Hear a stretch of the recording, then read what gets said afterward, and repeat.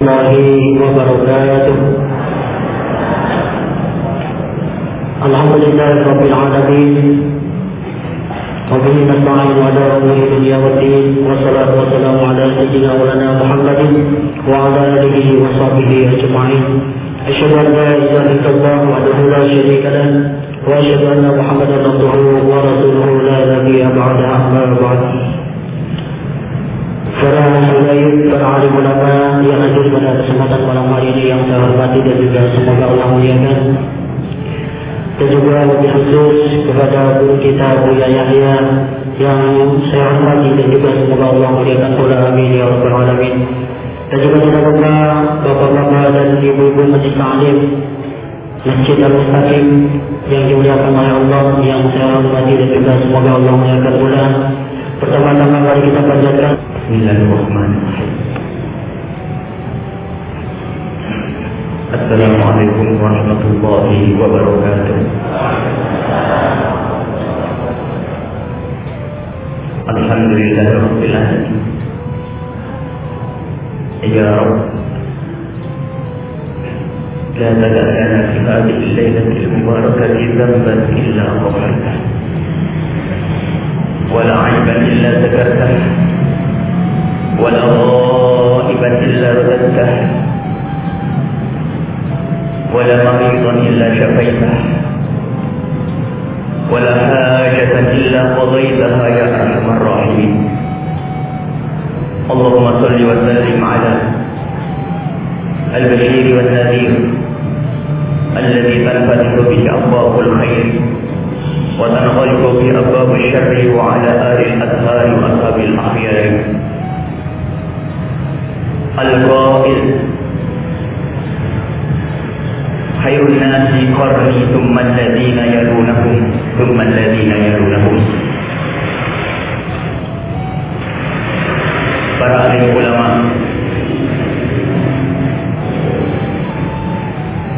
yang kami cintai, para hadirin hadirat yang kami cintai, alhamdulillah, puji syukur kepada Allah yang pada saat ini dan semoga seterusnya Allah menjaga kita sehingga benar-benar waktu kesempatan saat ini menjadi berharga, dan itu semata-mata karena karunia Allah, karena kecintaan Allah kepada kita. Dan semoga ini bertanda bahwasanya kita ini adalah benar-benar orang yang akan mendapatkan ridha dari Allah di dunia dan di akhirat nanti. Pada kesempatan ini kita akan melanjutkan apa yang pernah kita bahas di minggu yang lalu. Minggu yang lalu kita berbicara tentang apa itu bid'ah, yang kadang sebagian dari saudara kita itu tergopoh-gopoh mengatakan satu pekerjaan yang dilakukan oleh kaum muslimin dengan sebutan bid'ah tanpa terlebih dahulu ia menjelaskan apa itu bid'ah dan barangkali juga belum tahu apa itu bid'ah. Kemudian belum mengecek kembali apa yang dikatakan bid'ah, sehingga gara-gara kalimat inilah terjadi fitnah di sana sini. Karena umat Nabi Muhammad kok semuanya melakukan bid'ah ini. Yang ahli bid'ah yang mana? Yang ahli bid'ah yang sesungguhnya yang mana? Jangan-jangan yang mengatakan bid'ah itu adalah termasuk orang ahli bid'ah itu sendiri. Karena di saat membid'ahkan orang lain tidak dibarengi dengan ilmu bid'ah. Dan itu sudah kita singgung permasalahan ini pada minggu yang lalu, dan kita akan memasuki pembahasan yang lain dan masih ada sangkut pautnya dengan pembahasan yang lalu, yaitu tentang salafus salih. Sebab ada kalimat salafiyah, salafiyah. Lalu ada di balik kalimat ini, kalau bukan salafiyah adalah ahli bid'ah. Sejak dulu orang kenal kalimat salafiyah, sehingga sering kita melihat ma'had salafi, pesantren-pesantren salafi. Sebelum terjadinya fitnah bid'ah, Tidak ada permasalahan di sini.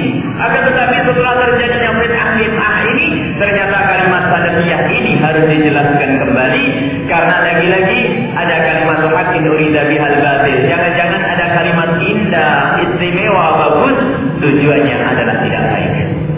Orang harus tahu apa salafiyah. Kita semua ini salafiyah, insyaallah, amin. Akan tetapi ada sebagian orang mengatakan dirinya salafiyah, tetapi begitu mudah mencaci orang lain. Maka di sini kita harus menjelaskan dari mana kalimat salaf ini pola. Ada pola muncul kalimat salaf ini dari mana? Dan salaf itu secara bahasa adalah terdahulu. Seperti qablu, seperti terdahulu, salaf itu artinya. Khalaf yusul berikutnya ba'du. Salaf qablu, khalaf adalah ba'du. Dari segi bahasa seperti itu.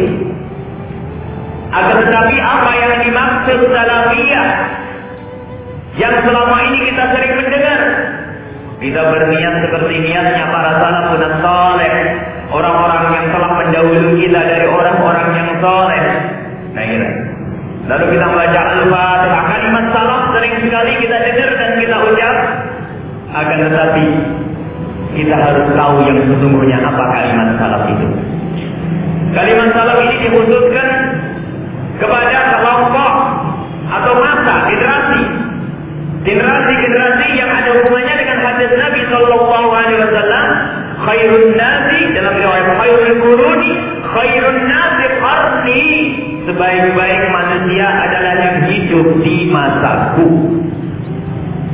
Zaman Nabi Muhammad Sallallahu Alaihi Wasallam, yaitu zaman sahabat Rasulullah Sallallahu Alaihi Wasallam. Tsumma alladziina yalunahum, generasi kedua. Kemudian generasi yang mengikuti para sahabat Rasulullah, yaitu generasi tabi'in. Tsumma alladziina yalunahum, tsumma alladziina yalunahum, ini yang ketiga. Kemudian yang mengikuti para tabi'in, atau dengan bahasa lain sering kita sebut tabi'in. Ini adalah generasi salaf.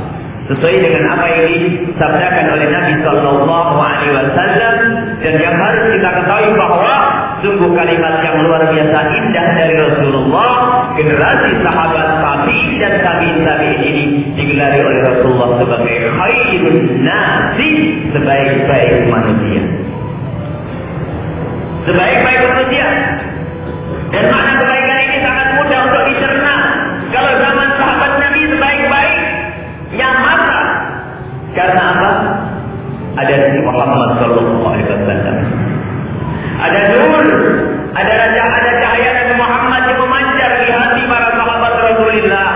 Kedekatan dengan sumber hikmah, kedekatan dari sumber wahyu, sumber syariat, kedekatan dari penerima wahyu. Ini yang menjadikan mereka menjadi sebaik-baik umat, sebaik-baik generasi. Dan kita ingatkan beberapa waktu yang lalu bahwa kalau sudah ada hubungannya dengan Nabi Muhammad akan menjadi paling baik. Kita ini menjadi paling baiknya umat karena kita ini takut kepada Nabi Muhammad. Maka segala sesuatu yang ada hubungannya dengan Nabi Muhammad akan menjadi paling baiknya sesuatu. Cara berpakaiannya Nabi Muhammad, paling bagusnya cara berpakaian. Sahabat Nabi Muhammad, paling bagusnya sahabat. Keluarga Nabi Muhammad, paling bagusnya keluarga. Cara makan Nabi Muhammad adalah paling bagusnya cara makan. Cara berjalannya Nabi Muhammad, paling bagusnya cara berjalan. Nah, ini makna kebaikan ini karena nyambung kepada Nabi Muhammad. Dan khairul quruni atau khairun nasi qarni, sebaik-baik generasi adalah generasi yang hidup bersamaku, sabda Nabi Muhammad. Karena apa? Di situ ada Nabi Muhammad. Karena di situ ada Rasulullah. Karena di situ ada sumber hikmah. Kalau ada permasalahan langsung kembali kepada Nabi Muhammad. Dan nubuwah, cahaya kenabian Nabi Muhammad memancar. Dan inilah yang disepakati ahli Islam bahwasanya generasi sahabat adalah generasi yang paling mulia. Tsumalladzina yalunahum, kemudian mereka yang menyusul generasi para sahabat, generasi itu generasi para tabi'in. Dan juga sangat mudah untuk dipahami makna kemuliaan ini. Para tabi'in mulia karena bersambung dengan orang yang bersambung dengan Rasulullah. Bersambung atau dekat kepada orang yang sangat dekat dengan Rasulullah, maka dia masih mendapatkan keistimewaan, kemuliaan, kebaikan seperti yang diisyaratkan oleh Rasulullah sallallahu alaihi wasallam. Kemudian generasi ketiga, tsumalladzina yalunahum. Kemudian yang mengikuti para tabi'in, yang mengiringi generasi para tabi'in. Ini mengisyaratkan bahwasanya setelah itu akan mulai porak-poranda, mulai kacau balau setelah itu. Karena sudah terpisah, tidak sambung kepada sahabat Nabi. Setelah itu sudah tidak sambung lagi kepada para tabi'in, para pengikut Nabi Muhammad zaman itu. Maka diisyaratkan Rasul hanya 3 generasi. Generasi sahabat, generasi tabi'in, generasi tabi'in. Generasi sahabat sambung dengan Rasulullah, generasi tabi'in karena sambung dengan orang yang sambung kepada Rasulullah. Dan generasi tabi'in adalah generasi yang masih sambung dengan orang yang sambung bersama Rasulullah. Dan ini isyarat bahwa setelah itu adalah generasi yang harus perlu diperhatikan. Di situ banyak perpecahan, di situ banyak perselisihan. Maka setelah generasi tabi'in inilah kemenangan Islam masuk kemana-mana. Orang di luar Islam masuk Islam banyak. Di antara tokoh-tokoh agama di luar Islam pun masuk. Sehingga beragam sekali orang yang masuk Islam saat itu. Maka di saat itulah timbul perselisihan. Sehingga dibutuhkan kepada pengukuhan kaidah-kaidah di dalam memahami fikih agar tidak kacau balau. Mulai saat itulah muncul adanya madrasah ahli ra'yi, madrasah ahli hadis. Ada 2 madrasah di dalam mencetuskan pendapat hukum-hukum. Di dalam pendapat ada ahli hadis dan ahli ra'yi. Ahli ra'yi itu orang yang mengandalkan akal, bukan berarti akal saja tanpa teks Al-Quran hadis, tidak. Akan tetapi mengedepankan akal dalam hati. Akal betul-betul mendapat porsi bagian yang luar biasa banyak di dalam memahami teks hadis dan teks Al-Quran. Kemudian ahli hadis sudah sangat jelas dari bahasanya bahwasanya mereka adalah cenderung mengumpul hadis-hadis yang luar biasa banyak. Di antara keduanya ini ada sebabnya. Kenapa ini cenderung kepada hadis, ini cenderung kepada pendapat. Nah, sebelum kita memasuki pembahasan, sebelum kita memasuki masa mulainya terjadi perbedaan, mulainya terjadi pertentangan yang banyak di antara kaum muslimin, kita akan kukuhkan kembali kepada makna generasi, 3 generasi yang dikukuhkan, dianggap disebut oleh Rasulullah sebagai generasi yang baik. Khairul quruni qarni tsumma alladziina yalunahum tsumma alladziina yalunahum. Maka inilah masa salaf. Jadi kalau kita menyebut salafun salih yaitu di masa ini, memang nanti ada pendapat mengatakan yang namanya generasi salaf adalah 500 ke atas. Setelah 500 ke bawah bukan masa salaf. Tidak jauh makna ini dari kebenaran makna yang kita sampaikan tadi. Artinya semakin masih dekat kepada sumbernya sana, insya Allah masih selamat. Hanya berdasarkan kita kan menjelaskan sesuai dengan apa yang disyaratkan oleh Nabi Muhammad bahwa generasi salaf adalah generasi Rasulullah, generasi sahabat, generasi tabi'in, yakni masa setelah sahabat, kemudian masa setelah sahabat. Nah, ini 3 masa inilah disebut sebagai khairul qurun atau khairun nas.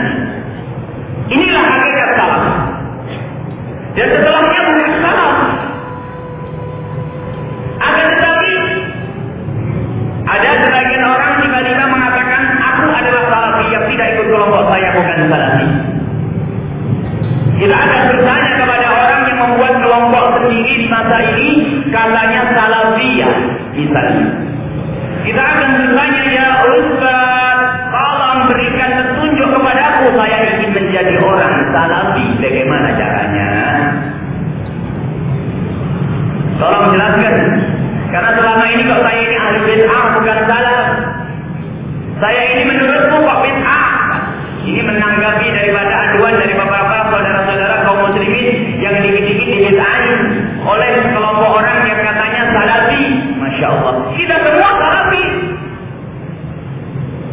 Dalam arti mengikuti manhajnya orang yang mengikuti salaf. Tetapi Kita harus bertanya kepada orang yang membuat kelompok tersendiri katanya salafiyah. Tolong ya Ustaz, jelaskan kepadaku, saya ingin menjadi salafi, bagaimana caranya? Sulit bagi mereka untuk menjawab. Pokoknya ikut saya. Oh tidak. Siapa kamu harus saya ikuti? Ikut imam ini. Tunggu dulu. Tolong jelaskan saya bagaimana agar menjadi salafi. Dan kalau orang yang mengatakan dirinya salafi, insya Allah tidak akan menjawab dengan jawaban yang memuaskan, kecuali dengan ketahasuban kefanatikannya mengatakan ikut saya. Dan maaf, kalimat salafi ini memang dipakai oleh bermacam-macam orang. Dan mungkin selama ini pun kita yang selalu mengatakan ma'had kita ma'had salafi, kita pun tidak bisa menjelaskan apa maksudnya ma'had salafi itu. Pesantren salaf, kita pun mungkin belum begitu bisa menjelaskan apa maksudnya pesantren salafi. Mungkin ada salah satu dari dua jawaban dan tidak ada tiganya. Jawaban itu adalah kalau ingin menjadi salafi, maka ikutilah perkataan dan pendapat-pendapat orang-orang yang ada di masa salaf, yaitu masa sahabat, masa tabi'in, dan masa tabi'in. Itu adalah salah satu jawaban kalau kita ini ingin menjadi salafi, maka kita harus mengikuti hadis Nabi Sallallahu Alaihi Wasallam dan pendapat para sahabat, pendapat para tabi'in, dan pendapat para tabi'in. Itu mungkin salah satu jawabannya. Ingin jadi salafi ya seperti ini, saya kan mengikuti itu. Baik. Akan tetapi ketahuilah bahwa kalau kita mengikuti perkataan para sahabat, apakah saudara tidak tahu bahwasanya di antara para sahabat pun ada perbedaan pendapat di situ? Mana yang harus kita ambil kalau begitu? Di antara tabi'in pun ternyata banyak perbedaan pendapat. Bahkan satu orang pun punya pendapat banyak. Bahkan di situ banyak perubahan-perubahan yang terjadi dalam diri mereka para salafun saleh tentang kebiasaan-kebiasaan. Misalnya zaman para sahabat itu tidak ada yang mengenakan baju berjahit. Tetapi setelah berkenalan dengan masyarakat lain, orang Yaman pada datang mengenakan baju berjahit, artinya mengenakan baju jahitan. Kemudian dulu belum kenal apa itu kaca untuk minum gelas ini. Akhirnya Rasulullah dan juga para sahabat pun menggunakan kaca, gelas kaca. Rasulullah 8 tahun berkhutbah di mimbar hanya bersandarkan dengan pelepah kayu kurma, pohon kurma. Ternyata ada seorang perempuan, ya Rasulullah, aku mempunyai kayu dan seorang tukang. Apakah kamu ingin jika aku membuatkan tempat duduk untukmu ya Rasulullah? Akhirnya dibuatkan.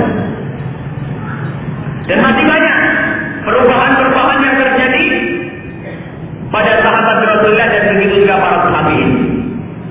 Artinya banyak sekali pendapat-pendapat, setusan dari para sahabat atau tabi'in atau tabi'in yang ternyata mereka juga banyak berbeda pendapat.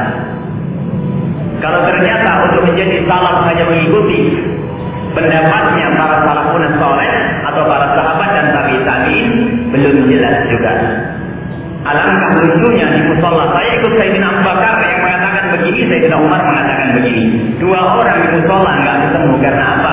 Sayyidina Abu Bakar mengingkari dan Sayyidina Umar menghukumkan. Begitu selanjutnya terus satu masjid ini beragam macam-macam karena apa? Kan ini perkataan Abu Bakar As-Siddiq, salaf kita. Ini perkataan Sayyidina Umar, salaf kita. Ini perkataan Masya Allah. Alangkah rancuhnya hidup jika ternyata modelnya semacam ini. Jadi jelas jawaban yang pertama ini adalah bukan jawaban kalau ingin menjadi salaf, bukan berarti mengikuti semua tingkah laku mereka. Mereka menjadi salaf yang saleh bukan karena hanya harus kita ikuti tingkah lakunya saja, akan tapi ada satu hal yang sangat spesial, yang sangat khusus. Kenapa mereka mendapatkan gelar salaf? Seperti yang kita isyaratkan, mereka mendapatkan gelar salaf yang saleh itu karena kedekatannya dengan Nabi Muhammad Sallallahu Alaihi Wasallam. Jadi jawaban yang pertama bahwa kalau orang ingin menjadi salafi atau salafiyah, maka dia harus mengikuti semua pendapat-pendapat para sahabat dan tabi'in ini adalah batil, tidak benar. Sebab kalau kalimat ini atau jawaban ini yang dikukuhkan, alangkah banyak perbedaan pendapat, sementara perbedaan ini nanti baru sah jika dikembalikan kepada sesuatu yang pasti atau qawaid, kaidah di dalam memahami hukum Islam. Jadi pendapat yang pertama ini, jawaban yang pertama tidak bisa diterima. Kalau ingin menjadi salaf harus mengikuti apa yang dikatakan sahabat dan tabi'in, dan tabi'in tidak bisa diterima. Dan insya Allah semua orang pun paham makna ini. Tidak mungkin karena zaman sahabat Nabi, apalagi zaman tabi'in, tabi'in sudah banyak beragam pendapat. Qadhi Shuraih, Imam Ali, Sayyidina Abu Bakar, Sayyidina Umar, dan banyak para imam di zaman itu ternyata berbeda-beda pendapat, tetapi ternyata mereka tetap saja indah, tidak terjadi permusuhan. Dan sekarang ini kita berbeda sedikit saja, kadang-kadang musuhannya tidak henti-henti. Olokan yang kita sampaikan tidak pernah putus-putus, ejekan pun tidak pernah berhenti-henti. Tidak ada jawaban kecuali harus memindah-pindah kepada jawaban yang lain. Jawaban yang pertama, untuk menjadi salaf harus mengikuti omongan para sahabat, tingkah laku sahabat tidak benar. Yang kedua, agar kita menjadi seorang salaf, ini jawaban mungkin dua ini. Mereka akan menjawab salah satu dari dua ini, atau kita kalau ingin menjawab dengan salah satu dari dua ini, maka kita telah memberikan jawaban. Akan tapi apakah bakal diterima atau tidak? Yang kedua adalah jawaban yang pertama tidak bisa diterima. Jawaban yang kedua, kalau ingin menjadi orang salaf, maka kita mengikuti manhajnya para salaf saleh.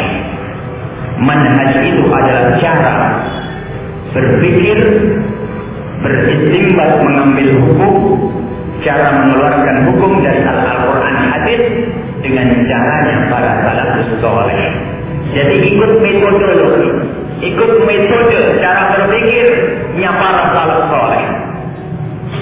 Maka di balik jawaban ini pun kita harus bertanya, ya Ustaz, kalau memang untuk menjadi salafi harus mengikuti manhajnya para salaf, sahabat Nabi dan tabi'in, tolong Ustaz tunjukkan seperti apa manhajnya. Seperti apa manhajnya? Metode yang harus kita anut, cara berpikir yang harus kita anut itu seperti apa? Kaidah apa yang harus kita anut untuk mengambil hukum? Kaidah apa yang harus kita anut untuk mencetuskan satu hukum, wahai saudaraku? Tidak akan bisa memberikan jawaban karena belum pernah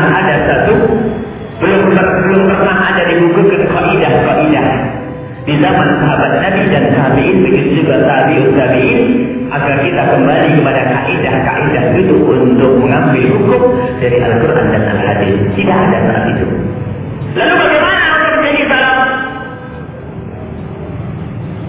Bagaimana kita bisa menjadi salafi yang sesungguhnya orang salaf, pengikut orang salaf? Bagaimana ikut perkataan para sahabat dan tabi'in pun ternyata tidak bisa karena banyak perbedaan juga di antara mereka.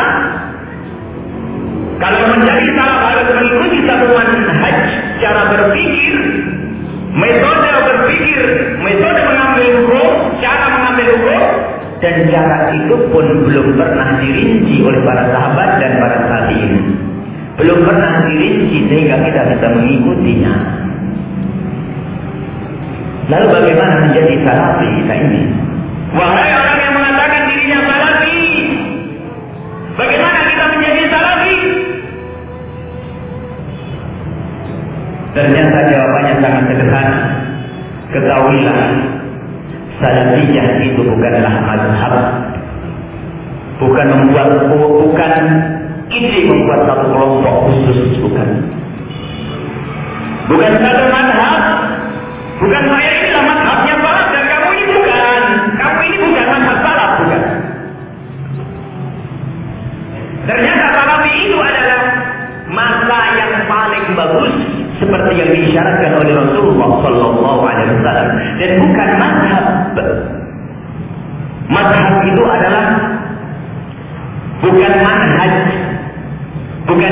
berpikir yang khusus sehingga kalau orang ingin menjadi salafi mengikuti manhaj tersebut, bukan. Akan tetapi ternyata salafi itu adalah masa yang sangat indah, sangat baik, seperti yang disebutkan oleh Rasulullah Sallallahu Alaihi Wasallam. Jadi tidak ada hubungannya dengan madhab. Maka termasuk bid'ah yang diada-adakan adalah jika orang membuat madhab namanya madhab salafi. Madhab yang madhab salafi. Karena kalau orang mengatakan aku madhab salafi, yang lain adalah bukan madhab salafi. Seperti orang mengatakan saya adalah satu-satunya pengikut Nabi Muhammad, maka yang lain bukanlah pengikut Nabi Muhammad. Jadi salafi itu bukanlah madhab, akan tetapi generasi yang sangat mulia dan diagungkan oleh Rasulullah SAW. Khairul nasi qarni tsumma alladziina yalunahum tsumma alladziina yalunahum tsumma alladziina yalunahum. Akan tetapi karena saat ini sudah terjadi penyebutan bahwasanya orang ini adalah salafi, ketahuilah bahwa yang dimaksud salafi ini adalah bukan orang yang punya mazhab khusus sehingga yang lain adalah menjadi bukan salafi. Akan tetapi yang dimaksud salafi itu tadi yaitu kelompok generasi yang bagus, dan siapapun yang mencintai mereka, siapapun yang selalu berusaha untuk ingin sambung dengan mereka, maka secara otomatis mereka itu adalah salafi, mengikuti para salaf yang soleh. Kemudian setelah masa generasi tabi'in, bukan lagi generasi yang disebut oleh Rasulullah khairul qurun qarni. Maka di saat itu setelah Islam meluas, Islam tersebar kemana-mana, banyak para orang-orang di luar Islam yang masuk Islam. Banyak orang di luar Islam yang memulai Islam, terjadi percampur aduan budaya.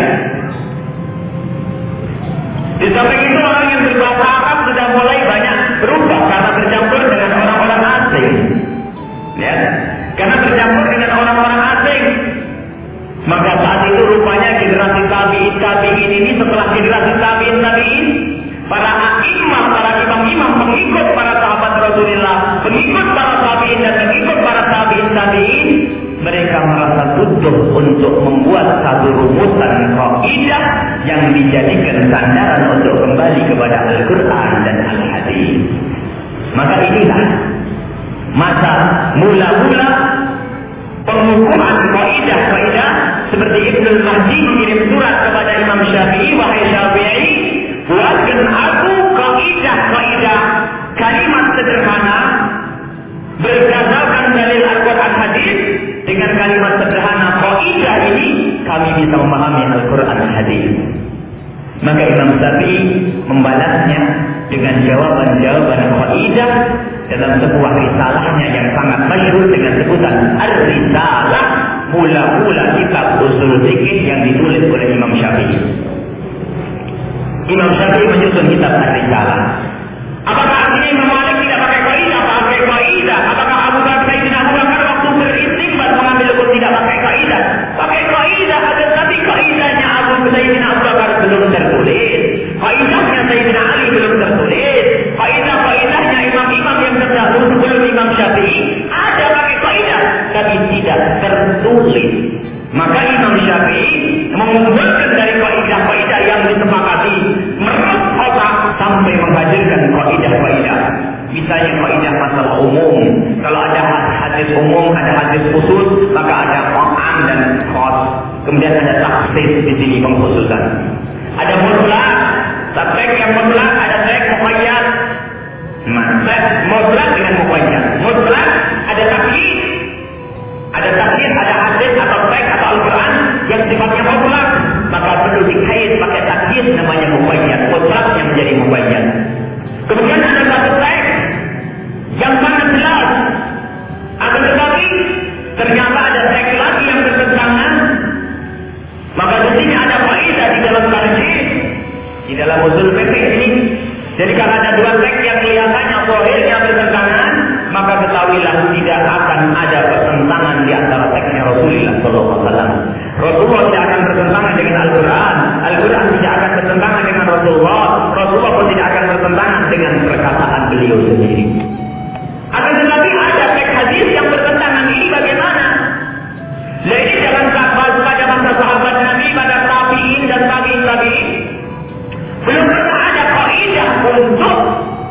menyelesaikan permasalahan jika terdapat dua teks dari Nabi Sallallahu Alaihi Wasallam yang berbeda.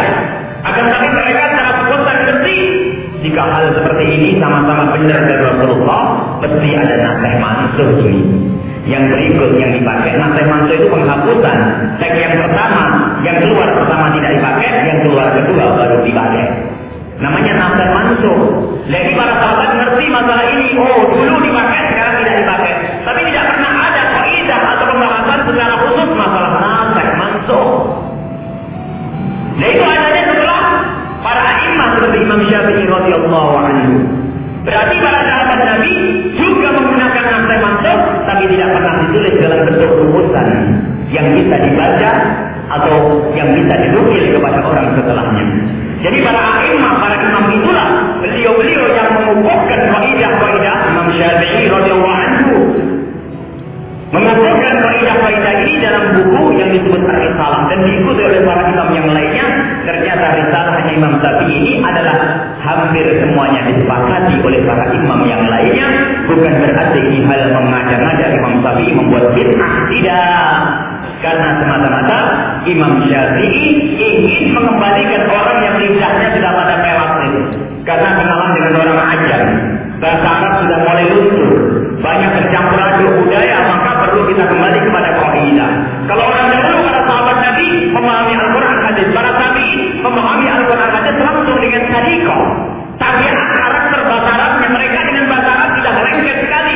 Kalau orang ngerti bahasa Arab langsung paham makna bagaimana nasih mansuh, bagaimana mutlak muqayyad, bagaimana akhosnya, bagaimana tarjih di dalam tarjih antara dalil. Mereka sudah ada di dalam otak mereka agar tadi tidak dibukukan.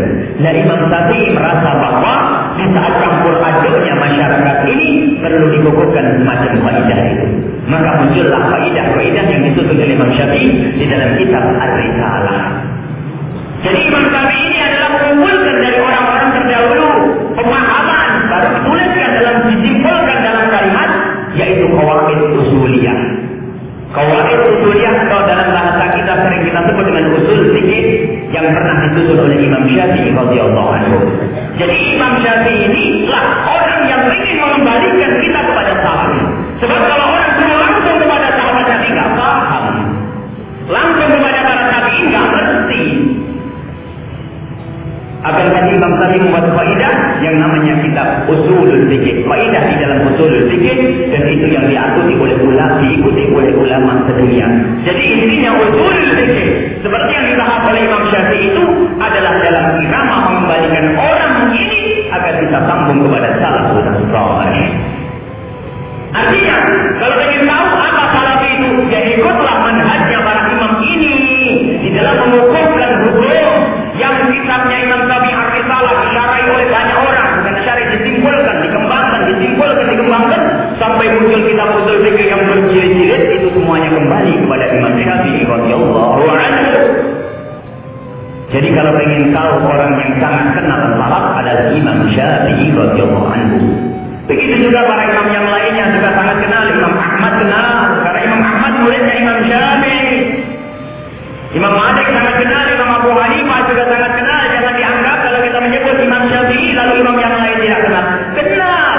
Mereka juga mengerti bagaimana mengambil hukum secara benar.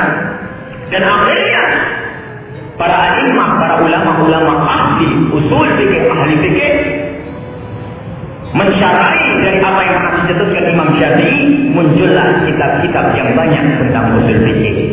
Jadi kalau ingin kita kembali kepada salafun saleh adalah kembali kepada ulama-ulama seperti Imam Syafi'i radhiyallahu anhu. Maka kalau ada orang mengatakan saya ingin menjadi salafi, bagaimana?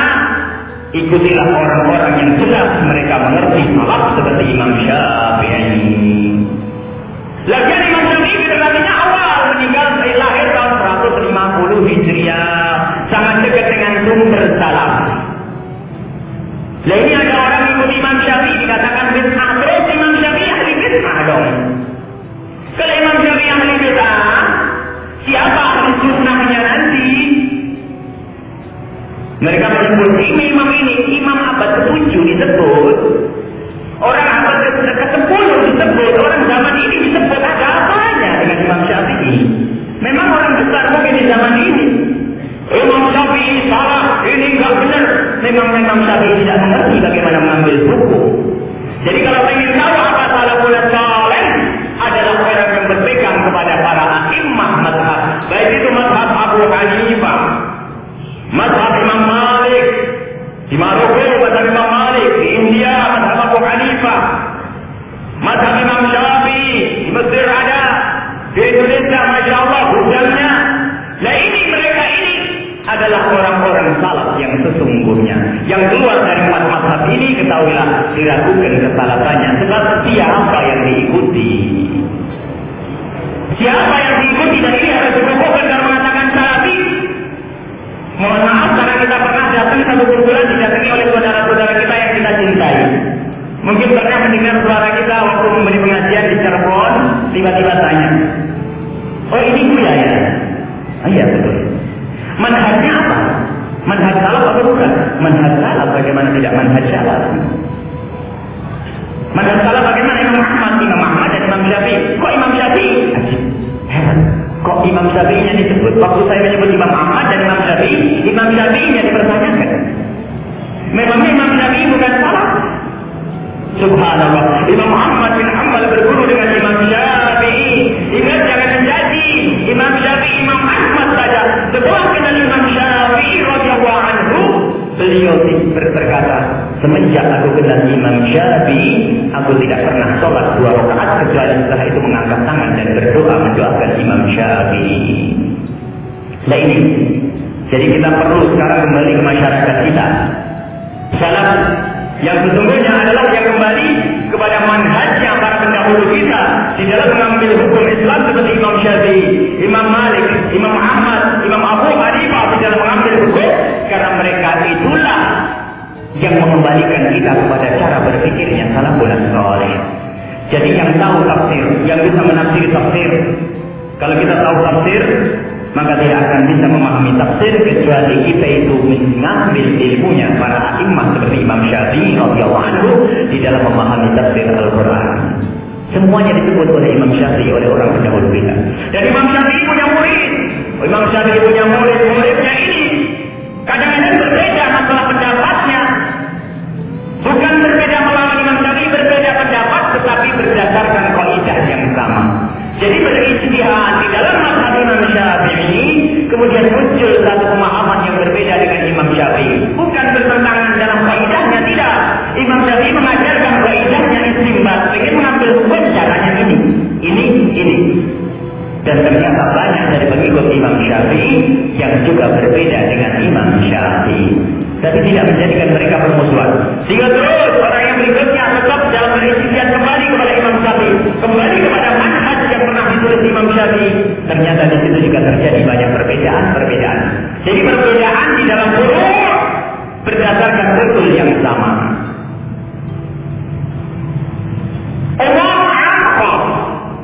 Ada nasikh mansukh misalnya, khususnya ini banyak di dalam nasikh mansukh. Di dalam nasikh mansukh kaidahnya sama. Semua ulama mengatakan ada nasikh, ada mansukh. Ada hadis yang dihapus, ada hadis yang menghapus. Sebagian ulama mengatakan cukup untuk kita katakan hadis ini dihapus oleh hadis yang lainnya. Kenapa? Semuanya sama-sama kuat dalilnya. Oh ya, berarti benar-benar bertentangan.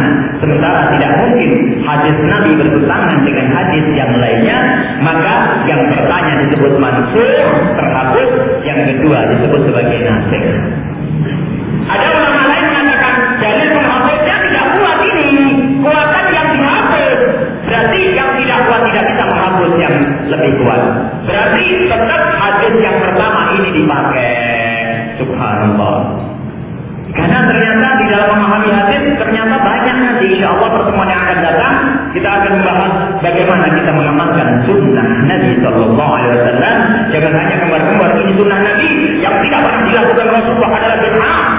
Nah ini kan selama ini kan begitu. Kita ingin tahu juga masalah ini insya Allah akan kita bahas. Dari mana pembid'ahan dan pengharaman itu berangkat dari kalimat yang tidak pernah dilakukan oleh Rasulullah. Dari mana kalimat ini ada? Kata bid'ah kok cuma sederhana, hanya karena tidak dilakukan oleh Rasulullah adalah bid'ah. Jangan sesederhana itu ingin membid'ahkan orang. Dan insyaallah ini akan kita bahas masalah bagaimana mengamalkan hadis Nabi SAW. Apakah hadis sahih itu harus diamalkan? Ternyata tidak. Mungkin kita pakai judul saja yang amat besar agar ada kerinduan untuk tahu bahwasanya Ibnu Wahab pernah berkata, muridnya Imam Malik, hadis Nabi itu menyesatkan kecuali bagi ahli fikih, orang yang kuat ilmunya. Hadis menyesatkan. Iya, bagi orang badan seperti kita, kok kepada Al-Bukhari, Muslim, untuk Muslim. Ternyata kita ini orang yang paling bodoh, bahlul, tidak ngerti. Nasir Mansur tidak ngerti, mutlak mu'ayyad tidak ngerti, mujmal muqayyadnya tidak ngerti masalah usul fikih itu. Setiap membaca hadis Nabi lalu langsung diamalkan. Hadis Nabi diamalkan, akhirnya bikin ribut di kampung. Karena apa? Ini hadis Nabi Bukhari yang mengatakan. Insya Allah akan kita bahas nanti. Jadi ada di dalam mengambil hukum ini harus kembali pada kaidah yang dikukuhkan Imam Syafi'i. Imam Syafi'i punya murid, nanti banyak perbedaan sehingga dia, kalau kita lihat dalam fikih mazhab Imam Ahmad bin Hanbal, Ibnu Qudamah menyebutkan dalam kitab Mughninya, di situ ternyata di dalam mazhab Imam Ahmad sendiri banyak perbedaan. Bahkan Imam Ahmad itu selalu punya 2 riwayat. Tidak ada pendapat Imam Ahmad kecuali punya 2 riwayat. Riwayat begini, riwayat begitu. Bahkan ada orang mengatakan, saya pernah mencari riwayat di dalam Imam Ahmad, ternyata dalam satu masalah ada 7 pendapat. Subhanallah. Begitu juga pengikut Imam Ahmad, di saat berbeda dengan Imam Ahmad bukan bertentangan. Karena apa? Usulnya sama, tapi hasilnya yang berbeda. Yaitu tadi kita misalkan hadis nasih mansukh, nasih itu harus kuat, sehingga dalam 2 dalil ini harus benar-benar terjadi pertentangan. Baru nanti kita nasih mansukh. Sebab jika ada 2 dalil yang bertentangan, kita tidak bisa langsung mengatakan hadis yang satu dibuang. Tidak, agar tadi ada kaidah dalam tarjih. Kaidah dalam tarjih kita harus, jika ada 2 dalil bertentangan, maka apa? Imalul dalilaini aula min ilgha'i ahadihima. Ini kaidah juga di dalam usul fikihnya para imam. Mengamalkan 2 dalil itu lebih bagus daripada membuang salah satunya. Maka yang paling utama adalah bagaimana dikumpulkan 2-duanya diamalkan, sehingga tidak ada yang kita buang. Maka di situ harus bersentuhan dengan taksisnya, mutlak dengan taksisnya, mujmal dengan mubayyadnya. Itu harus mematuhi bab-bab yang semacam ini, sehingga tidak langsung dibuang yang tidak cocok. Oh tidak. Kadang-kadang ada orang mengatakan kalau sudah Bukhari ini nomor 1. Siapa mengatakan Bukhari didahulukan dari kitab Imam Muslim langsung begitu? Imam Bukhari, hadis di dalam Bukhari memang didahulukan dari hadis di Tirmidzi. Tetapi kapan itu? Imam Zainuddin Al-Iraqi menjelaskan, di antara sebab didahulukan hadis satu dengan hadis yang lainnya adalah di antaranya ada 110 sebab. Dan sebab yang ke-102 adalah Imam Zainuddin Al-Iraqi ahli hadis. Imam hadis Bukhari didahulukan dengan hadis yang lainnya adalah termasuk tarjih yang ke-102. Berarti 100 yang 101, 100-nya 99 itu bukan masalah Bukhari bertentangan dengan yang lainnya. Ada sebab lain. Kadang-kadang Imam Tirmidzi didahulukan dengan Imam Bukhari. Ternyata Ibnu Majah didahulukan oleh Imam Bukhari. Jadi kaidah di dalam tarjih, di dalam usul fikih ini pekerjaan para ulama yang tidak mudah. Maka dari itu jangan tergopoh-gopoh guru-guru mengatakan itu bid'ah, itu sesat, itu masuk neraka. Jadi kita kembali bahwa para ulama Imam Syafi'i punya murid berbeda pendapat di antara mereka, sehingga kita punya ashabul wujuh di dalam mazhab Imam Syafi'i. Ada para pengikut murid-murid Imam Syafi'i itu berbeda, namanya wajah. Ini imam ini berbeda, imam ini berbeda, imam ini berbeda. Kemudian nanti ada para mujtahid yang membersihkan daripada perbedaan-perbedaan ini, ingin mengukuhkan. Ada Imam Rafi'i sama Imam Nawawi. Imam Rafi'i Nawawi pun terus punya murid juga yang di antara mereka juga berbeda, sampai muncul Ibnu Hajar. Ada muncul lagi Imam Romli. Akan tetapi yang harus kita ketahui, semua daripada Ibnu Hajar, Imam Romli, Khatib Syirkini, dan yang lain sebagainya, Syekhul Islam Zakaria Al-Ansari, sampai ke atasnya nanti kepada Imam Nawawi dan Imam Rafi, mereka bukan berbeda dengan Imam Syafi'i, karena semuanya mereka itu kembali kepada usul qawaidnya Imam Syafi'i. Jadi kalau ingin tahu siapa salafi, ini adalah jawabnya sederhana. Pokoknya orang yang ikut kepada empat mazhab itu adalah salafi. Sebab mereka lah yang punya qawaid, mereka lah yang punya manhaj, mereka lah yang mempunyai metode di dalam mengambil hukum. Jadi kalau ada orang mengatakan salafi nggak ngerti Imam Syafi'i, pokoknya ijtihad dengan Quran hadis. Ijtihad, pakai ilmu siapa kamu ijtihad? Ilmunya siapa? Metode siapa dalam ijtihad? Ya pokoknya kalau mutlak kifayah kan sederhana. Siapa yang pertama kali mengukuhkan itu? Tidak akan bisa. Biasanya itu orang yang sombong itu. Dalam bahasa Timur itu anginnya itu naik ke dada. Jadi maunya begitu. Ini ijtihad saya bisa mengambil dari Quran hadis. Kapan? Masya Allah ya Ustaz. Kita tidak akan tahu ilmu-ilmu itu kecuali menimba dari guru, sehingga sampai kepada para imam. Inilah harus kita fokuskan. Mohon diperhatikan kalau ada orang mengatakan dirinya salafi, langsung saja tanya. Salafi maksudnya bagaimana? Kalau salafi menyebut orang di generasi abad terakhir, abad ke-6, ke-7, ke-8, ke-9 kadang-kadang. Imam Syafi'i tidak sebut-sebut lagi. Bahkan ada yang mengatakan, tidak mungkin, tidak boleh kita taklid kepada Imam Syafi'i. Tidak boleh taklid kepada Imam Syafi'i yang sangat dekat dengan masanya Rasulullah katanya. Tapi kita dipaksa harus taklid sama mereka. Ini kan kurang ajar ini. Kita tidak boleh taklid kepada Imam Syafi'i, ternyata apa? Pokoknya pendapat saya yang ikut enggak.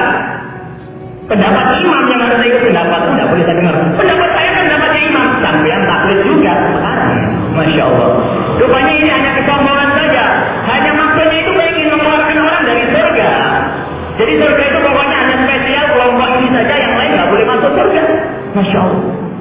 Ini yang harus kita kukuhkan di masyarakat kita. Jangan sampai ada pembedaan secara cepat dengan terkoboh-koboh terburu-buru.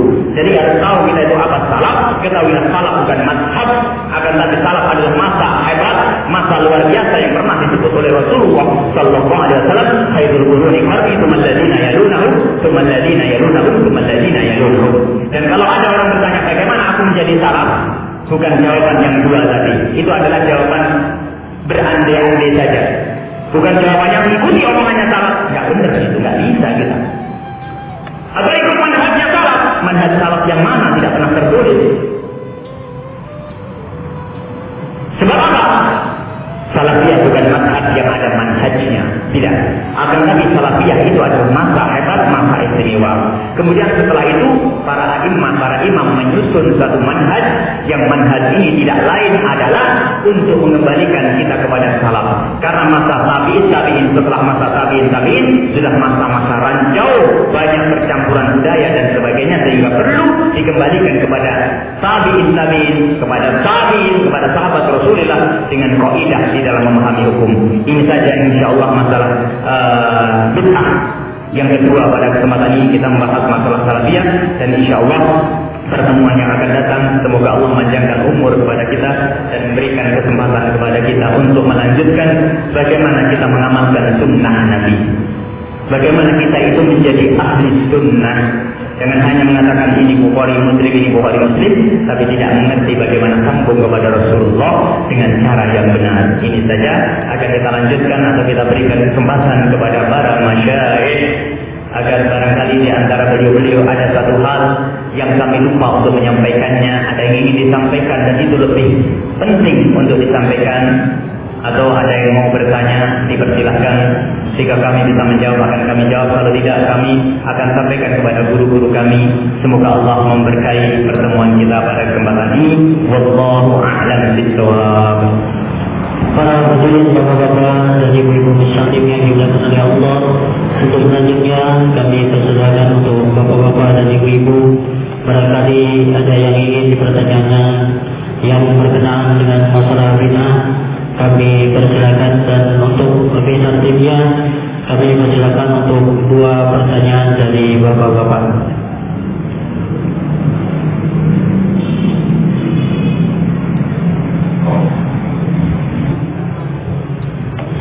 Karena zaman sekarang ini banyak hadis-hadis yang palsu. Dan apakah benar di dalam kitab Dalatun Nasihin banyak hadis yang palsu? Demikian itu saja yang saya sampaikan. Assalamualaikum warahmatullahi wabarakatuh. Bismillahirrahmanirrahim. masalah bid'ah. Ada namanya sholat ar-rawaib. Dan sholat biasanya di akhir sambungan Imam Ghazali menyebutkan sholat-sholat sunat yang dilakukan dalam setahun sekali adalah sholat ar-rawaib. Akan tetapi ternyata banyak ulama termasuk Ibnu Hajar Al-Haythami, Imam Nawawi sendiri mengatakan bahwa hadis-hadis sholat rawatib adalah hadisnya maudhu'. Itu menurut para imam seperti Imam Nawawi dan Imam Ibnu Hajar radhiyallahu anhu. Kalau kita mendengar bahwasanya hadis itu adalah maudhu', bukan langsung kita keluar dari masjid lalu mengatakan yang mengakukan ini adalah bid'ah. Kita harus tahu bahwa yang memaudhu'kan hadis itu adalah para imam hadis. Kadang ada hadis dimaudhu'kan oleh seorang alim, ternyata menurut alim yang lainnya tidak maudhu', ada hubungannya dengan pertanyaan yang terakhir tadi. Ibn Jauzi punya kitab Mawdu'at, hadis-hadis yang maudhu'. Ternyata di dalam kitab Mawdu'at itu sendiri para a'immah hadis menemukan sanadnya sambung, ada hadis sahih masuk ke situ. Padahal Imam Ibn Jauzi bukan orang yang tidak mengerti hadis, jagonya ilmu hadis. Bahkan kemarin juga kita isyaratkan, dan itu pembahasan yang akan datang, bagaimana mengatakan hadis itu sahih dan tidak sahih. Ternyata adalah dengan syarat-syaratnya, dan setiap syarat ternyata ulama hadis juga berbeda pendapat. Misalnya di dalam hadis Imam Bukhari dengan Imam Muslim termasuk syaratnya hadis disebut sebagai hadis sahih adalah ittisalus sanadi. Misalnya sambungnya sanad, ternyata sambung sanad ini berbeda pendapat antara Imam Bukhari dengan Imam Muslim. Imam Bukhari dan pengikut pendukungnya, Imam Muslim dengan pendukungnya berbeda.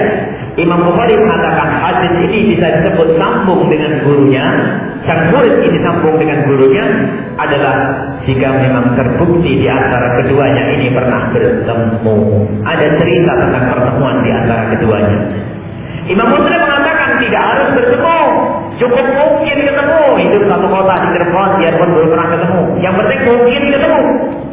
Sehingga menurut Imam Muslim hadis cukup dengan mungkin ketemu disebut sebagai hadis sahih, tapi menurut Imam Bukhari dikatakan hadis ini bukan sahih.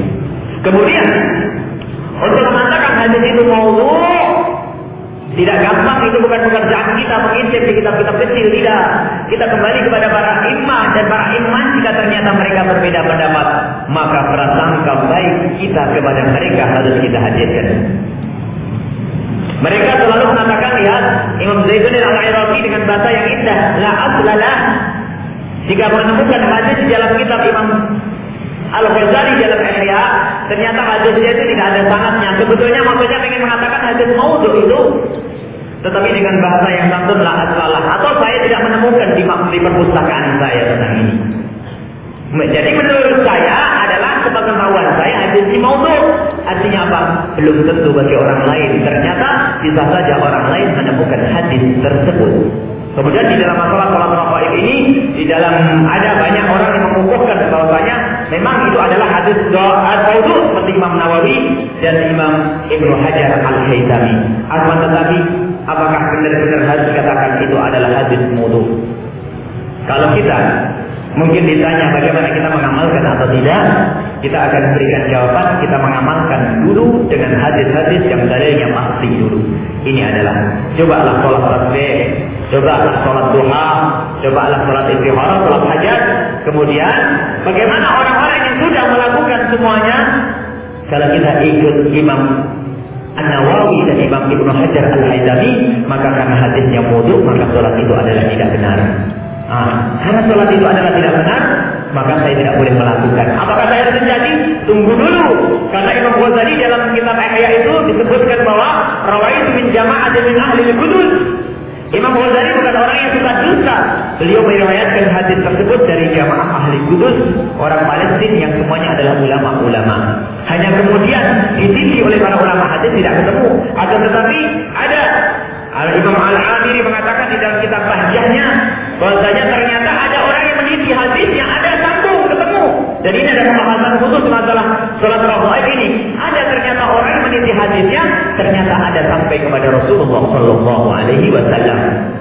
Jadi memang kebanyakan ulama mengatakan tidak ada. Maka dari itu kita menemukan Syekh Al-Malibari, yang Syekh Al-Malibari dalam kitab I'anat Fathul Mu'in, beliau adalah muridnya Ibnu Hajar Al-Haytami, beliau adalah sekeras Ibnu Hajar dengan segera mengatakan itu adalah bid'ah. Apakah lalu setelah itu kita keluar dengan kitab Fathul Mu'in ini lalu mencaci maki orang yang mereka juga mengikuti Imam Ghazali yang beliau adalah juga ahli hadis yang punya manhaj yang kuat? Kalau ingin hati-hati, selagi itu diperdebatkan antara ulama yang dianggap ya, bukan ulama yang melemahkan hadis sholat tasbih. Misalnya hadis sholat tasbih memang hebat itu hadisnya, atau menyemangkan sholat duha, bukan itu. Jika terjadi perdebatan semacam ini, apalagi yang melakukan sholat raghaib itu dalam posisi ulamanya adalah pendukungnya tidak banyak. Kalau ingin hati-hati, Anda bisa merubahnya dengan sholat sunnah mutlak yang tidak pernah ada batasnya. Jangan menyebut dengan sholat raghaib. Ada lagi yang ditempelkan sholat raghaib itu dengan sholat-sholat yang dengan kalimat-kalimat yang lainnya, dengan hadis-hadis palsu. Ada yang mengatakan barang siapa yang melakukan sholat raghaib akan diampuni dosanya seperti dia sholat tahun lalu. Ada. Sehingga ada orang nggak mau sholat kecuali sholat raghaib di bulan Rajab Jumat akhir atau bulan Ramadan Jumat akhir, bermacam-macam sholat raghaib ini. Jadi sholat Rajab Jumat akhir sholat qadha, sholat 5 waktu misalnya. Ada yang mengatakan ini adalah pahalanya begini dan sebagainya, sehingga ada masyarakat India dalam cerita itu tidak pernah sholat kecuali di bulan ini saja. Karena apa? Ini sudah mencukupi daripada sholat-sholat yang lainnya. Nah, ini adalah keyakinan yang tidak benar.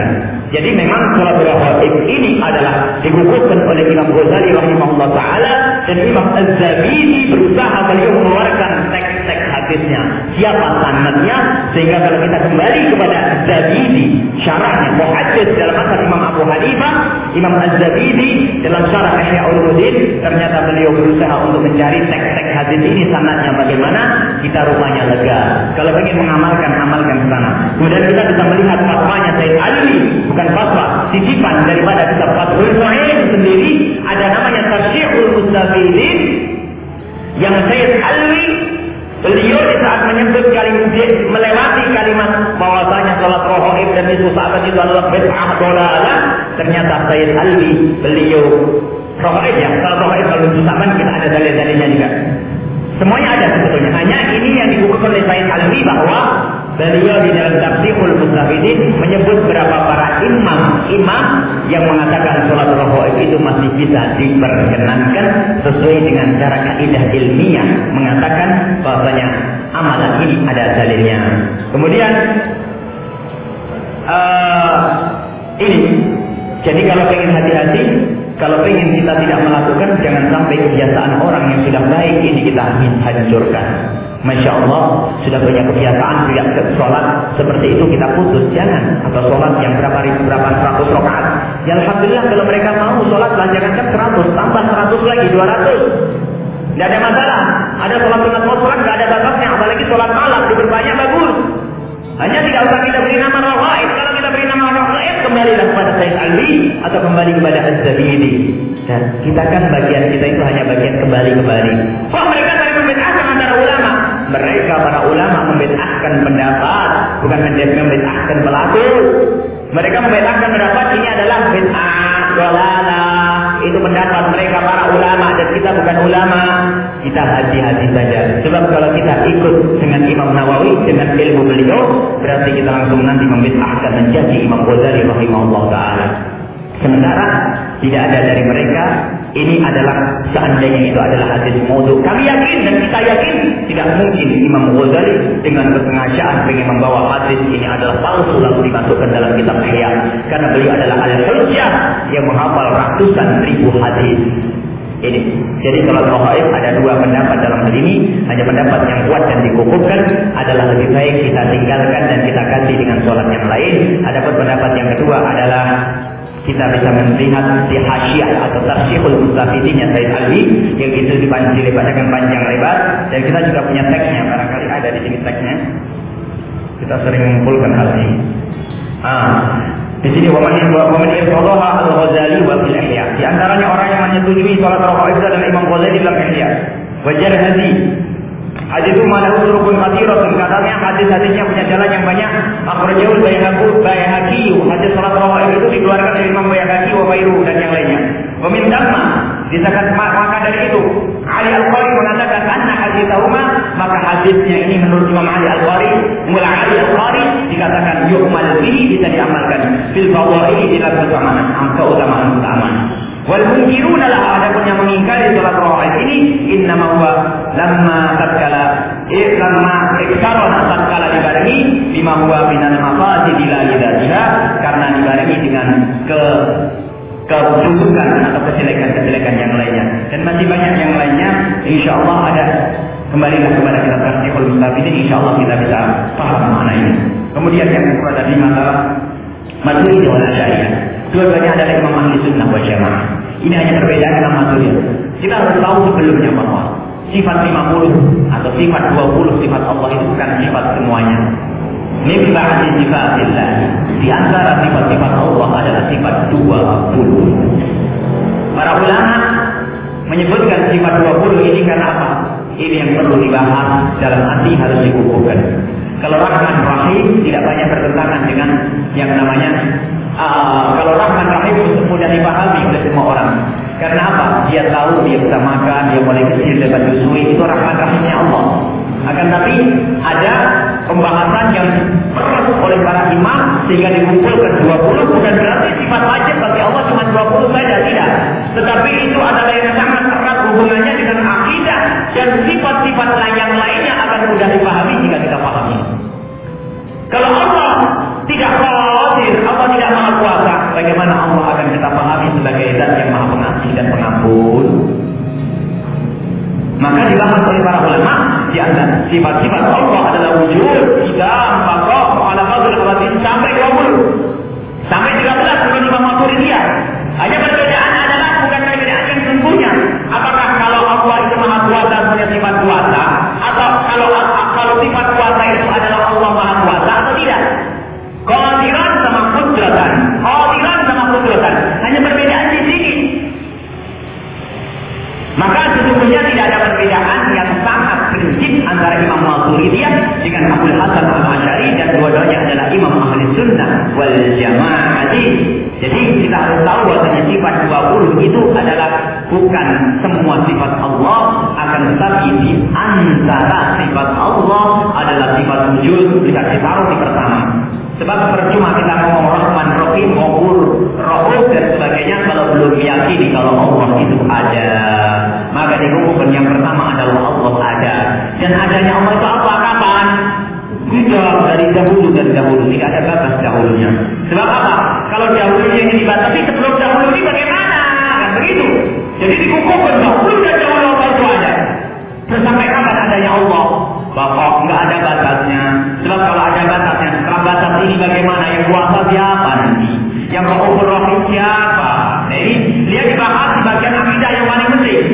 Mukhalafatul hawadits yang akan Allah itu berbeda dengan makhluk semuanya. Kalau kita melihat matahari, bintang-bintang, hujan dan sebagainya, Allah tidak seperti itu. Kita melihat sesuatu yang sangat menyenangkan, Allah tidak seperti itu. Laisa kamitslihi syai'. Ini adalah termasuk pengukuhan akidah, dan banyak orang sesat di saat salah memahami mukhalafatul hawadits. Ada munculnya orang mujassimah mengatakan Allah itu adalah berjisim, duduk, jalan seperti kita, atau jalan di atas, atau Allah itu turun seperti turunnya kita, atau Allah itu berbayang seperti yang pernah kita ketahui. Itu sudah pasti keluar dari Islam. Mengatakan Allah duduk di mana? Di arsy misalnya. Duduk di arsy, dari mana kalimat Allah duduk di arsy? Siapa yang mengatakan Allah duduk di arsy?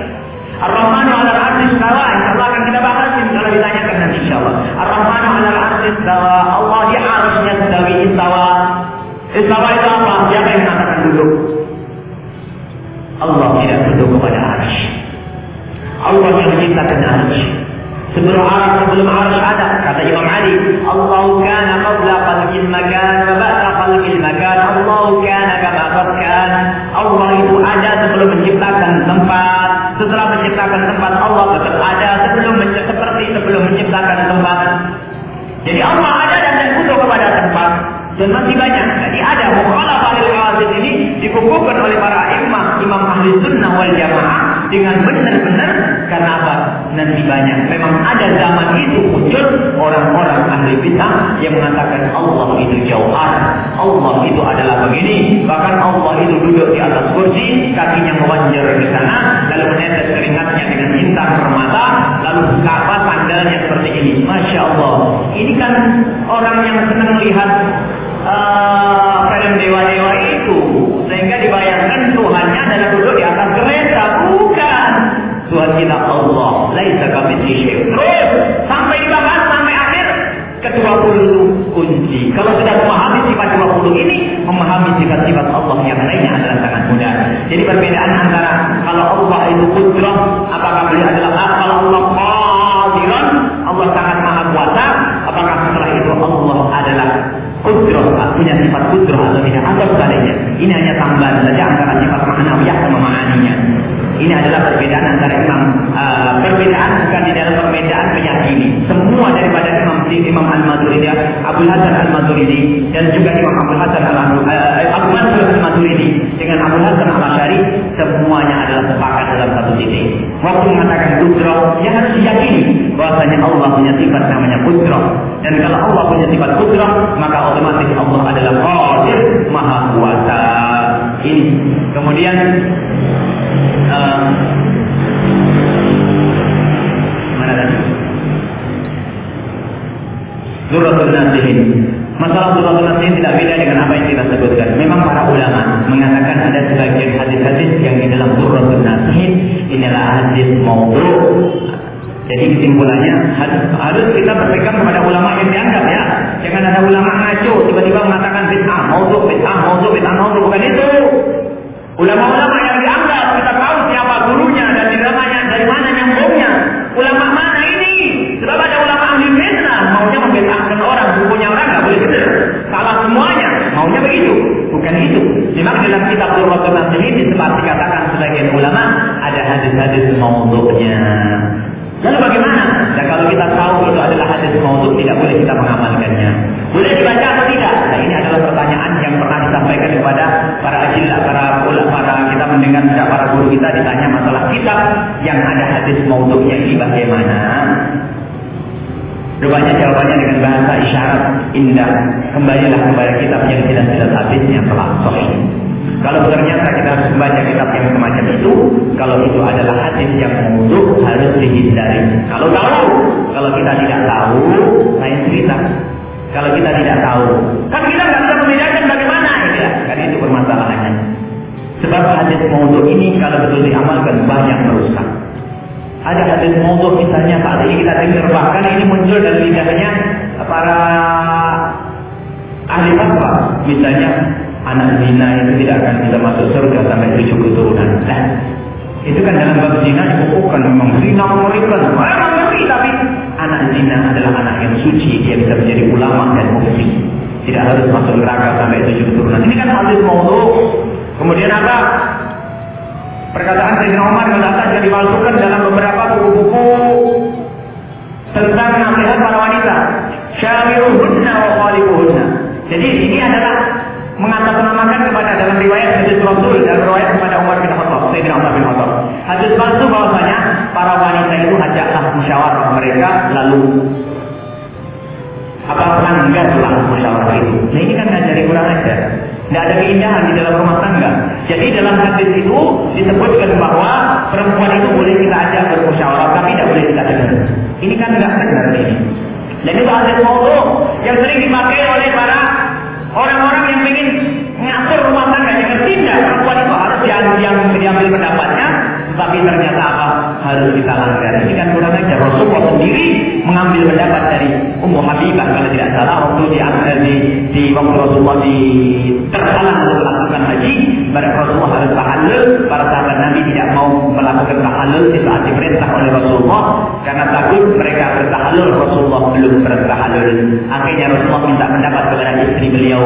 Para sahabat kok tidak mau memotong rambutnya. Apa jawab istri beliau? Ya Rasulullah, mulailah engkau niscaya mereka akan ngikut. Di saat Rasulullah memotong rambutnya, semuanya pada ngikut. Lihat, istri pun harus didengar di sini. Bukan syawiruhunna wa qalibuhunna. Ini dipakai di mana-mana. Juga termasuk ahli maulid. Ahli orang yang mengaku-ngakukan maulid hebat, tapi jangan membawa hadis palsu. Orang siapa yang mengadakan perayaan di maulid Nabi hari kelahiran, maka dia mendapatkan pahala begini, pahala begini. Dari mana hadis itu? Maulid Nabi harus dikukuhkan, harus mengadakan setiap hari pun masih kurang. Tetapi nggak lucu kita membawa hadis palsu.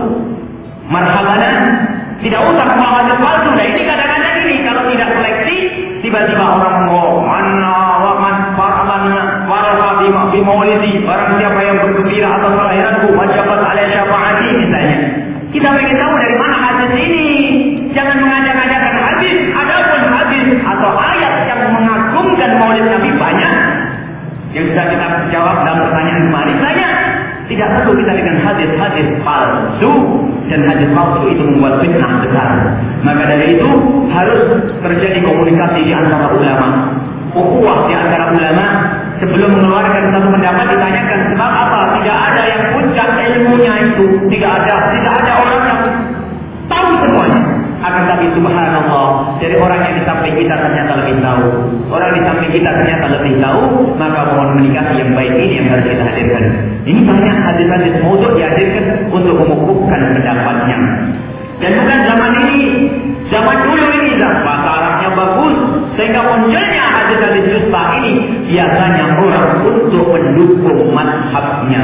Jadi ada pembuat hadis palsu di dalam mazhab Imam Syafi'i juga ada, pembuat hadis palsu dalam mazhab Imam Abu Hanifah juga ada, pembuat hadis palsu dalam Imam Ahmad, mazhab Imam Ahmad juga ada, pembuat hadis palsu di dalam para ahli akidah mazhab Asy'ari juga ada, dan mazhab yang lainnya juga ada, Mu'tazilah juga ada, Syiah juga ada, semuanya ada orang-orang membuat hadis palsu.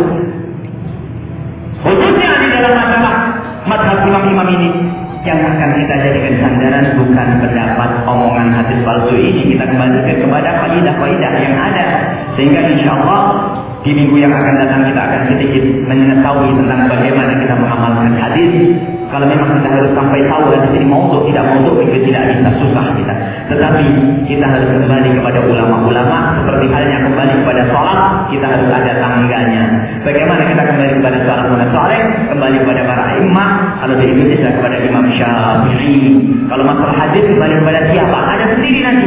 Jadi harus benar cara kembalinya kepada Rasulullah Sallallahu Alaihi Wasallam. Waktunya sudah habis, sementara pertanyaan masih ada. Bismillah.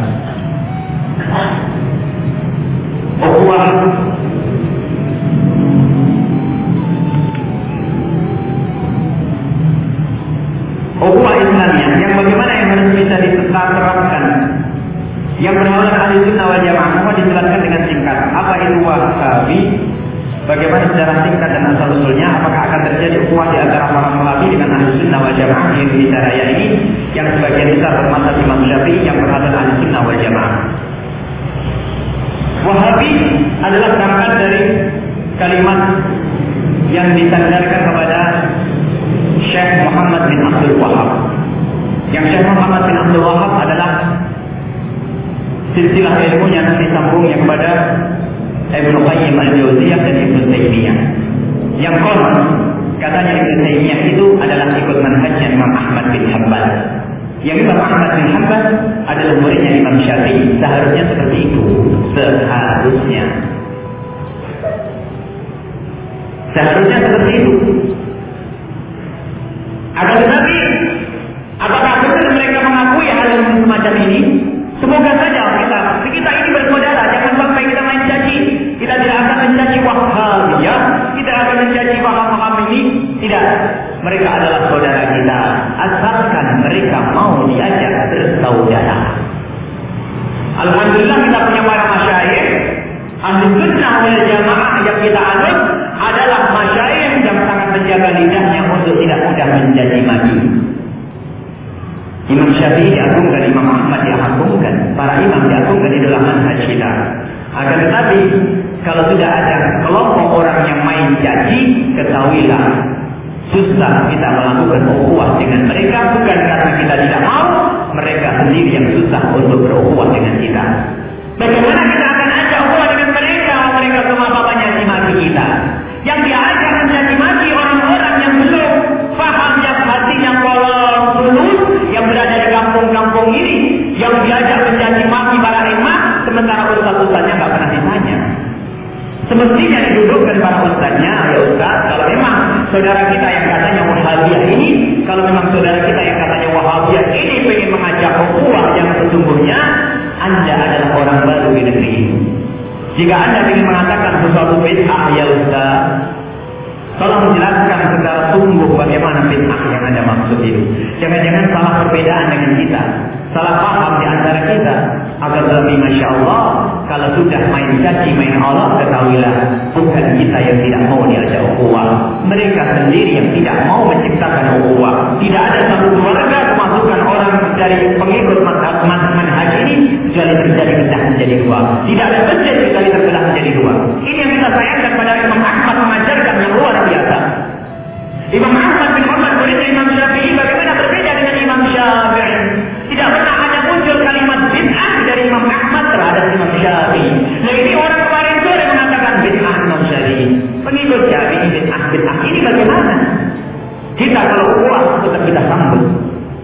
Akan tetapi sebelum kita melakukan ukhuwah adalah ada yang dahulu.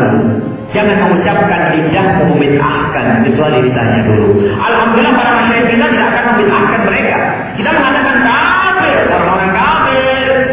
Akan tapi ahli qiblat, ahli sujud, tidak mudah kita mengatakan kafir. Kalau mereka bersalah, kita tanya dulu dengan pertanyaan yang indah dan baik. Jadi kalau pertanyaan, apakah mungkin terjadi ukhuwah dengan mereka? Mungkin, asalkan semuanya harus tahu batasannya, kapan harus berpendapat. Berpendapat boleh, tetapi jangan sampai mencaci. Kalau sudah mencaci, ketahuilah jauhkan dari masyarakat. Bukan saja Wahabi, mohon maaf, bukan. Akan tetapi kalau ada kelompok kaum muslimin di negeri kita, kalau dikit-dikit mencaci mengatakan bid'ah sesat ahli neraka, itu adalah yang keladi, perusak umat, perusak ukhuwah, akan menjadikan kacau di dalam kehidupan kita. Bukan saja urusan Wahabi, kita tidak membahas masalah Wahabi, kita akan membahas bid'ah yang lebih luas lagi. Jadi dikit mengatakan tahlil bid'ah, tawasul bid'ah, membaca selawat bid'ah. Bid'ah dari segi mana ya Ustaz? Harus jelaskan dulu. Anda yang mengatakan bid'ah, saya akan ikut dulu. Anda taklid, Anda ikut tadi mengatakan tidak mau taklid. Ngikut gurunya, orang ngerti, orang kampung mau istiadat dari mana. Tiba-tiba bapaknya dikatakan ahli bid'ah, bibinya dikatakan ahli bid'ah. Gara-gara ngikut buku kecil, itu tidak benar. Ada diskusi yang mana? Padahal maulid Nabi, tawasul, sejarah, segala macam yang pernah dilakukan para masyayikh, ada sandarannya. Kalau mereka mau bertanya, mereka dikasih tahu. Tetapi guru-guru mengatakan bid'ah itu adalah sebab perpecahan di kalangan mereka. Jadi sebabnya adalah orang yang suka mencaci. Di masjid-masjid tolong diperhatikan. Jangan ragu-ragu. Kalau memang ada masjid yang membagi-bagikan buku-buku, membagikan buku-buku yang di situ dikit-dikit membid'ahkan dengan dalil-dalil versi mereka, didudukkan ustaznya, dudukkan. Ayo kita bahas bareng-bareng, jangan umat yang dicaci maki, diajak mencaci maki, yang dikacau umat. Jadi ini memecah belah sehingga tidak mesra. Bapak ibu gak asik, anak bapak dengan gak asik, tetangga gak asik, gara-gara yang semacam ini. Jadi ukhuwah Islamnya bukan saja dengan Wahabiyah, dengan yang lainnya masih bisa, akan tetapi harus ada aturan mainnya. Mulut tidak mencaci maki. Sekarang Masya Allah di media-media lihat caci maki bid'ah. Apalagi sudah lagi maulid ini, sudah mulai terdengar di mimbar-mimbar, turun orang ini kalau main caci saja. Oh boleh menjelaskan kepada ustaz-ustaz siapa main caci? Turun-turun, pikir, buku keluarkan dari masjid-masjid itu. Karena itu adalah pengfitnah. Kalau mereka mengatakan saya ikut manhaj Imam Ahmad bin Hanbal, sama kita juga mengikuti Imam Ahmad bin Hanbal. Hanya dalam hal ini kita banyak mengikuti Imam Syafi'i, tidak ada masalah. Akan tetapi jangan sampai ada perpecahan. Bukan saja Wahabiyah, karena ada masyarakat kita ini dikit-dikit mengatakan bid'ah hanya urusan-urusan sepele. Urusan sepele tidak ditelaah dulu dalilnya orang yang melakukan bagaimana, dikit-dikit mengatakan bid'ah. Ini bid'ah, Masya Allah. Sedikit dikatakan bid'ah masuk neraka, bid'ah masuk neraka, bid'ah masuk neraka. Bukan saja dari Wahabiyah, karena tidak mengkhususkan Wahabiyah di dalam pembahasan ini. Mengkhususkan kepada orang yang dikit-dikit mulutnya mengatakan bid'ah. Ini adalah masalah besar. Insya Allah dengan pembahasan yang sudah kita sampaikan akan semakin jelas apa itu bid'ah. Waktu sudah habis. Sudah malam, insya Allah akan kita lanjutkan. Oh ini mohon maaf ini, masya Allah ada pertama tadi belum pernah di program jam. Di daerah kami ada kelompok pengikut Torekot. Ada pemimpin jamaahnya, pembinanya mengatakan bahwa dia sudah tidak lagi berada di syariat. Masya Allah. Dan kalau kita ikut Torekot, syariat juga dapat. Pertanyaan saya, benarkah itu? Sahkah sholatnya? Pada pengetahuan dan pendengaran saya, pimpinan ini adalah membaca Al-Quran belepotan. Terima kasih atas jawabannya. Membaca Quran belepotan bisa saja menjadi kekasih Allah. Ukurannya bukan di bacaan Al-Quran. Karena memang lidahnya lidah merah orang Jawa kayak kita ini kan baca Al-Quran banyak yang belepotan. Bisa menjadi ibu-ibu ini bisa menjadi kekasih Allah. Akan tapi permasalahannya bukan di bacaan Al-Qurannya, permasalahannya adalah di saat dia mengatakan nggak perlu lagi torekot, nggak perlu lagi syariat, nggak perlu lagi syariat. Kalau semua orang mengatakan nggak perlu lagi syariat, subhanallah, itu keluar dari Islam. Sebab apa? Kita itu tidak bisa masuk torekot kecuali masuk syariat. Rasulullah itu dalam untuk menjelaskan syariat, uswatul hasanah zahir dan batinnya. Sholat seperti Rasulullah, yang nggak mau sholat bukan keluarga Islam, yang nggak mau puasa katanya saya sudah sholat, nggak mau sholat, yang penting kan ingat, tidak. Yang mengatakan sampai torekot tapi tidak pakai syariat, ketahuilah tidak akan sampai kepada Allah. Bagaimana nggak pakai jalan, langsung jalan pintas? Ya jalan pintas kalau dibukakan pintunya. Oh pintunya melalui pintu Rasulullah. Rasulullah nggak dilewati. Rasulullah bagaimana? Sallu kama ra'aitumuni usolli, sholatlah seperti aku sholat. Yang nggak mau sholat. Jadi kalau ada orang mengatakan sampai kepada torekot, ternyata tidak pakai syariat itu dusta. Dan alangkah banyaknya pendusta torekot. Torekot adalah mulia, akan tapi lebih banyak aliran-aliran sesat. Ini adalah pengen gampangnya saja torekot. Seolah-olah dia sudah sampai kepada Allah. Kalau masalah ilmu itu saya langsung ngobrol dengan Rasulullah. Ini semuanya ilmu rasa ilham dari Allah. Semuanya, masya Allah kayak dapat wahyu.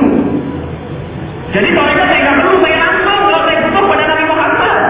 Masya Allah, melebihi dari para imam. Imam Syafi'i saja nggak sampai gitu.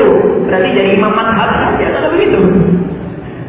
Tidak. Kalau ada orang mengatakan pakai torekot dan pakai syariat itu batil dan batil dan batil. Semoga Allah menjaga syariat zahir kita dan semoga Allah menjadikan kita adalah ahli batin. Bismillahirrahmanirrahim. Masya Allah.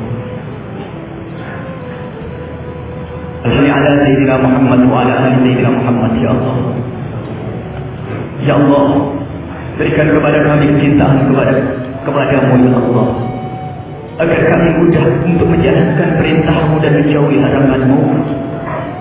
Ya Allah, berikan kepada kami kecintaan kepada kekasihmu Nabi Muhammad, agar kami mudah untuk mengikuti kekasihmu Nabi Muhammad. Ya Allah, berikan kepada kami kecintaan kepada sahabat kekasihmu Nabi Muhammad. Berikan kepada kami kecintaan kepada keluarga kekasihmu Nabi Muhammad. Ya Allah, di hati kami banyak kedengkian, banyak dendam, banyak kesombongan. Ya Allah, hapuskanlah ya Allah dan gantikanlah dengan kerinduan kepadamu. Jauhkan kami dari segala macam penyakit hati dan jagalah tingkah laku kami dari perbuatan bid'ah ya Allah. Jadi berikan kepada kami pemahaman tentang bid'ah dan jagalah lidah kami untuk tidak mudah mengatakan bid'ah kecuali bid'ah yang sesungguhnya, dan berikan kepada kami petunjukmu mana yang bid'ah dan mana yang sunnah ya Allah. Ya Allah, satukanlah umat ini ya Allah. Jauhkanlah mereka dari virus penyakit-penyakit bid'ah, baik pun dengan mudah membid'ahkan atau melakukan bid'ah ya Allah. Sebab banyak ahli bid'ah yang kerjaannya membid'ahkan orang lain ya Allah. Berikan kepada mereka kesadaran. Banyak ahli bid'ah yang kerjaannya membid'ahkan orang lain. Dan ya Allah, jauhkanlah kami semua dari ahli bid'ah. Ya Allah, berikan kepada kami pembuka hati ya Allah, agar kami mudah ya Allah mengamalkan ilmu kami. Berikan kepada kami ilmu yang manfaat, ilmu yang manfaat yang mengantarkan kami kepada ridha-Mu ya Allah. Dan ampunilah dosa kami yang sangat banyak. Dosa kami ya Allah, dosa kami kepada sesama kami. Kami suka mengamal, kami suka mencaci sesama kami, sesama kaum muslimin ya Allah. Ya Allah, mudahkanlah kami untuk mendapatkan pengampunan dan ampunilah dosa kami. Ya Allah, ampunilah dosa kami yang sangat banyak yang kami tidak bisa menghujungnya. Agar tapi Engkau Maha tahu. Jangan cabut nyawa kami ya Allah sebelum Kau ampuni dosa kami.